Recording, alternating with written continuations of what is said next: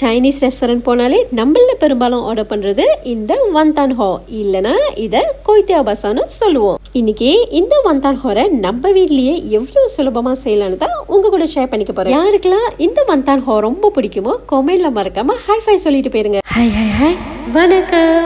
இந்த ரெசிபிக்கான இன்கிரீடியன்ஸ் எல்லாமே கேப்ஷன்ல கொடுக்குற, செக் பண்ணிக்கோங்க. இல்ல கொய்தியாவை 2 நிமிஷத்துக்கு பெரட்டிட்டு இது கூட கொஞ்சம் டார்க் கேரமல் சாஸும் சாய் சாஸும் சேர்த்து 2 நிமிஷத்துக்கு கொய்தியாவை நல்லா பெரட்டி தனியா எடுத்து வச்சுக்கலாம். ஒரு பேன்ல எண்ணெய் நல்லா சூடானதும் பொடுசா நறுக்கின பூண்டை சேர்த்து நல்லா வாசம் வர அளவு வதக்கிட்டு கோழி இறைச்சி, ப்ரான், இது கூடவே ஃபிஷ் கேக்கையும் சேர்த்து நல்லா வதக்கிட்டு குவாக்கு தேவையான அளவு தண்ணியும் சேர்த்துக்கலாம். இப்போ சின்ன சைஸ் அளவு சிக்கன் ஸ்டாக் சேர்த்து இது கூடவே உப்பு, வெள்ளை மிளகுத்தூளும் சேர்த்து கலந்துட்டு லைட் சாய் சாஸ், ஆயிஸ்டர் சாஸும் சேர்த்து ஒரு கொதி வந்ததும் கரைச்ச சோளமாவையும் சேர்த்து கடுவைக்கறியும் சேர்த்துக்கலாம். கடைசியா பீட் பண்ண முட்டையை சேர்த்து லைட்டா கலந்து விட்டு அடுப்பு ஆஃப் பண்ணிட வேண்டியதான். இப்போ பெரட்டி வச்ச கொய்தியாவோட இந்த குவாவை சேர்த்து நல்லா சுட சுட சாப்பிட வேண்டியதாங்க.